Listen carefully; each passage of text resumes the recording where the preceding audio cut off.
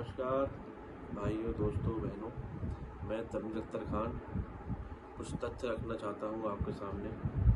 जैसा कि आप जानते हैं कि बीजेपी का घोषणा पत्र आ चुका है। वो घोषणा पत्र जो आज से 10 साल पहले जो जुमलों का घोषणा पत्र था, वही घोषणा पत्र इस बार भी 2024 के मैनिफेस्टो में बीजेपी के है।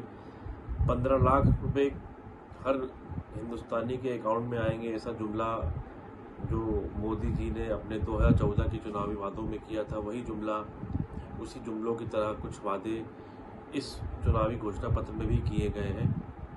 ये जो घोषणा पत्र बेमानी लगता है। ये घोषणा पत्र स्मार्ट सिटी से लेके जितनी बड़ी बड़ी योजनाएं जो माननीय मोदी जी ने चलाई, जो देश पिछले 10 साल से जिस विकास की रफ्तार को देखना चाहता था, वो देख नहीं पाया। जो बेरोजगार अपने रोजगार को चाहता था, वो रोजगार नहीं पा पाया।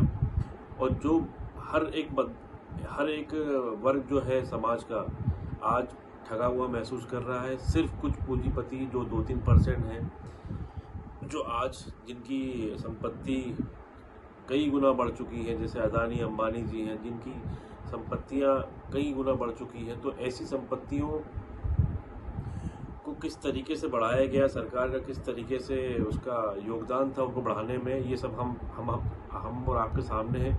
इलेक्टोरल बॉन्ड जो माननीय सुप्रीम कोर्ट ने उस पर इंटरप्ट करके, और जो माननीय सुप्रीम कोर्ट के आदेश से जो SBI ने इलेक्टोरल बॉन्ड के डिटेल्स शेयर करी, जो आज पब्लिक फोरम में है, वो हमको बताती है किस तरीके से एक संगठित और एक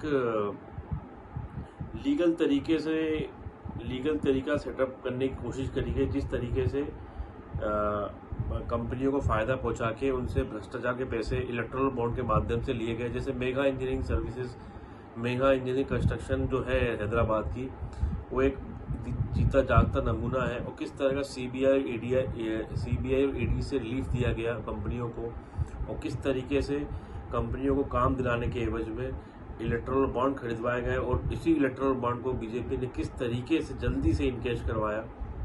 तो ये सब मुद्दे जो हैं, जो हाल के मुद्दे हैं, और पिछले 10 साल में जो भी हुआ है, आप साल दर साल देखेंगे तो एक आम जनता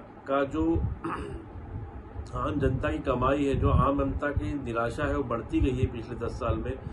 सिर्फ धर्म के मुद्दे पे राजनीति करना, एक ऐसी राजनीति जो सिर्फ लोकतंत्र को बढ़ावा नहीं देती, और सिर्फ एक ऐसी गवर्नमेंट को लाएगी जो एक व्यक्ति विशेष वर्ग को सब लाभ पहुंचाएगी और उसको आगे बढ़ाएगी। तो मेरा ये कहना है आप लोगों से, जनता से ये अपील है कि ये चुनाव 2024 के एक हक की और मौलिक अधिकारों की लड़ाई है। ये संविधान बचाने की लड़ाई है।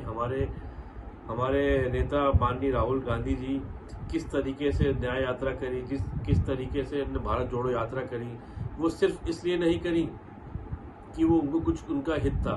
बस एक जनता को रिप्रेजेंट किया, एक जनता को, एक हिंदुस्तान की गरीब आवाम को रिप्रेजेंट करके उनने जो हक दिलाने की बात करी, वो आज भी बेबाक तरीके से जो अपनी बातें फोरम में रख रहे हैं, पब्लिक फोरम में, वो आप सबके सामने है। किस तरीके से माननीय राहुल गांधी जी की छवि बिगाड़ी जा रही है मीडिया सेल द्वारा बीजेपी के।